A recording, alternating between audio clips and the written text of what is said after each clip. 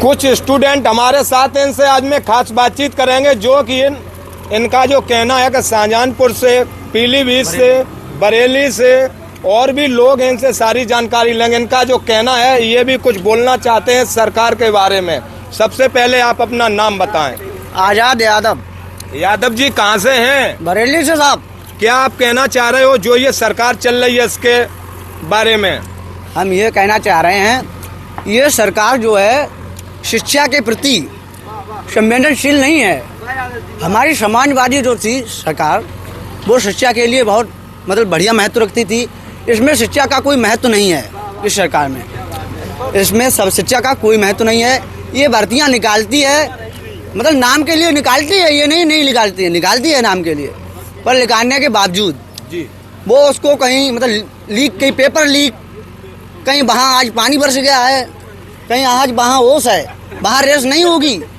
इसके प्रति अभी ये किसकी आप अभी तैयारी कर रहे हैं? जी हाँ, मैं इस समय आर्मी की तैयारी कर रहा हूँ। आर्मी की हाइट हो गई पूरी? हाइट नहीं हुई, मेरे पिताजी आर्मी में लगे हुए हैं, लगे हुए हैं इस समय मौजूदा हाल में। अभी टीए की भर्ती आप देखो, ये कैंसिल हो गई, पिथौरागढ़ सीख दी, निकाली है, काम नाम के लिए निकाली है, पर वो कैंसिल कर दी। ऐसे भर्ती निकाली तो क्या फायदा बताओ? कहाँ से इधर आ जाएं? कहाँ से हैं आप? शाहजहांपुर से। नाम क्या है? बलजीत यादव। अरे यादव जी, सभी लोग यादव जी हैं यहाँ पर। कहाँ पर हैं? आपकी एजुकेशन के बारे में जानकारी। बीएससी। कहाँ पर है स्कूल, कॉलेज का नाम? चौधरी चरण सिंह पीजी कॉलेज जी, हेवरा इटावा। क्या आप कहना चाह रहे हो सरकार के बारे में? सरकार के बारे में क्या कहेंगे? सरकार जो ये चल रही ठीक है? बहुत गलत सरकार है ये। अरे मुख्यमंत्री जी तो कह रहे हैं कि हम रोजगार भी दे रहे हैं। रोजगार कह रहे हैं, दे कहाँ रहे हैं? दें तो पहले रोजगार। नहीं मिल रहा है। नहीं मिल रहा है। जनपद कौन सा आपका है? शाहजहांपुर। आप जी? मयंकर सिंह नाम है मेरा। मुख्यमंत्री, मैं श्रावस्ती से हूँ। मुख्यमंत्री जी बेरोजगार होने के कगार पे थे, इसीलिए तांडव करवाया गया चुनाव में। एक लंग चुनाव समाजवादी पार्टी के कार्यकर्ता नेता लड़ रहे थे, जनता लड़ रही थी, एक लंग शासन प्रशासन लड़ रहा था। और जब शासन प्रशासन और चुनाव आयोग सुपारी ले रखी हो लोकतंत्र को तबाह कर देने की, तो फिर क्या उम्मीद इनसे करें? और ये सबे देखा है, लाठियाँ भांजी गई, गोलियाँ तानी गई। और जो लोकतंत्र में गोलियाँ तानी जा रही हों, तो फिर इनसे उम्मीद नहीं किया जा सकता कि कुछ एक क्या अच्छा कर सकते हैं। तो वो तो अगर ये चुनाव हार जाते, योगी जी खुद ही हट जाते, खुद ही बेरोजगार हो जाते। लेकिन ये अपना बचाने के लिए, अपनी कुर्सी बचाने के लिए इतनी लाठियाँ भांजाई गई हैं, इतनी बंदूकें खींची गई हैं। पत्थर बताइए, रखवालों को, जो रक्षक हैं, उनको पत्थर थमा दिया गया। ये चुनाव प्रशासन लड़ रहा था।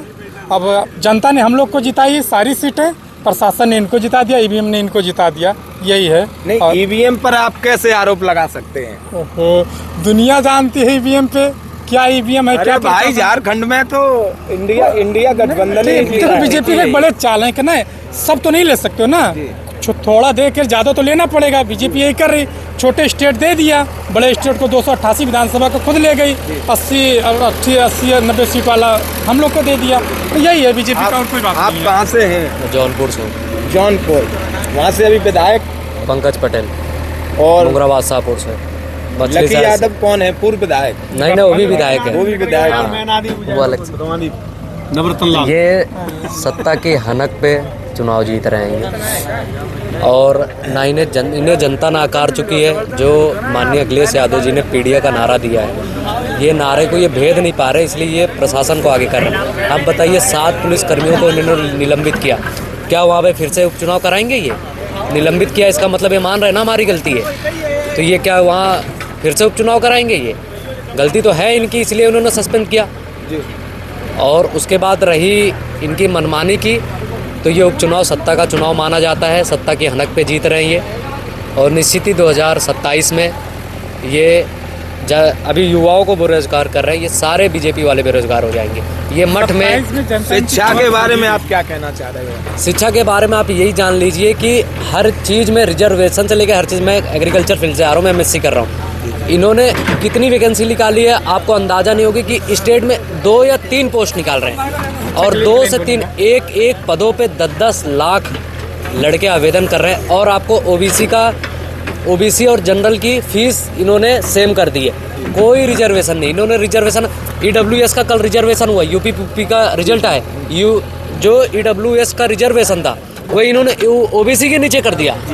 तो आप बताइए कि ईडब्ल्यूएस में जनरल कितने हैं कि इनको 10% रिजर्वेशन दिया जा रहा है, और जो कि रिजर्वेशन 10% का ईडब्ल्यूएस की मांग किस प्रदेश से उठी? कहीं से नहीं उठी, उन्होंने लाके दे दिया। ये शिक्षा को ही बर्बाद करके ऊपर कपड़ भीड़ तैयार करना चाहते हैं ताकि इनसे सवाल ना पूछ सकें, ठीक है। और जब सवाल करेंगे तो बेरोजगारी पे, महंगाई पे, शिक्षा पे, सब पे रोजगार सवाल होगा।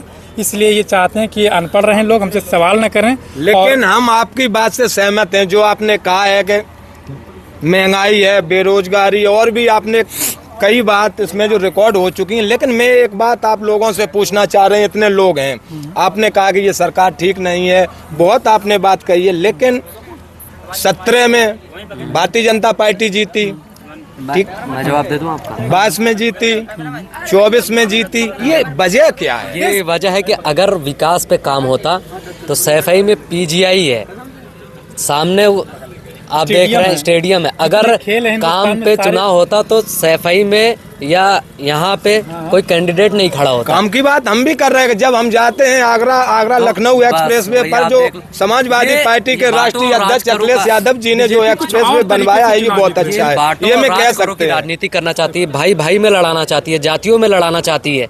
ये बांटो और राज करो की रणनीति। ये हमें बताएंगे आपको कि ये जाति आपका रक्षण खा रही है, ये जाति आपका ये आरक्षण खा रही है। जो हमारे किसान है वो उन्हें मीडिया के माध्यम से जो 24 घंटा भरा जा रहा है जी, वो वही। और आप देख रहे हैं कैसे न्यूज़ चैनल वालों को कैसे वहाँ से एसपी साहब ने भगाया था। वो क्या कर रहे थे? वो हकीकत ही तो दिखा रहे थे। अब मीडिया उनको वही लोकतंत्र का चौथा वही, हाँ, मैं नहीं लेना चाह रहा था कि, तो वही कह रहा हूँ कि जो जनता को दिखाया जा रहा है, जनता वही देखेगी। मीडिया उन्होंने चौथा स्तंभ गिरा दिया है। कुछ हैं आप जैसे लोग हैं कि जो अभी भी, नहीं तो कब आप पे लाठी पड़ जाए कौन जान रहा है, कब हम पे लाठी पड़ जाए। कब हमारे सेक्टर में जिस दिन हो रहा था, अनुजेश जी प्रत्याशी बीजेपी की, उन्होंने हमारे पाल समाज का लड़का था उसके साथ मारपीट की। हमने आदरणीय भाभी जी से कंप्लेंट की, उन्होंने बोला कि हम दिखवाएंगे। तो ये हो रहा है। हम लोग एकदम निम्न स्तर से देख रहे हैं क्या क्या हो रहा है। बीजेपी का प्रत्याशी पहुँच रहा है, वो मार कर रहा है। अब आप बताइए कि कैसे ना रोका जाए इसको। 2027 में जनता इनको राजनीतिक कवर खोद ही देगी। ये तो चुनाव सत्ता का था, 15 जितना वोटर नहीं है, जितना किसी पार्टी के कार्यकर्ता ने, उससे ज्यादा फोर्स लगा दिए। तो बताइए लोकतंत्र पे फोर्स लगा के क्या करना चाहते हैं, क्या दिखाना चाहते हैं? तो लोग ये उन्होंने कहा है कि 47 तक यहाँ पर भारतीय जनता पार्टी रहेगी। वो उनका वहम है। 47 तक उनकी पार्टी रहेगी कि वो रहेंगे। ये लोग सत्ताधीश, जो वर्तमान की सत्ताधीश जो नारा लगा रहे हैं, सवाल उनसे ये होना चाहिए कि 47 तक वो रहेंगे या नहीं रहेंगे। पार्टियां रहेंगे नहीं रहेंगे अलग बात है। बहुत मुबारक बात कि आप सच के साथ खड़े हुए हैं, निडर खड़े हुए हैं। आपको बहुत बहुत धन्यवाद। बहुत बहुत आपका धन्यवाद। इसी के साथ में विवेक यादव, सैफई टावा, उत्तर प्रदेश।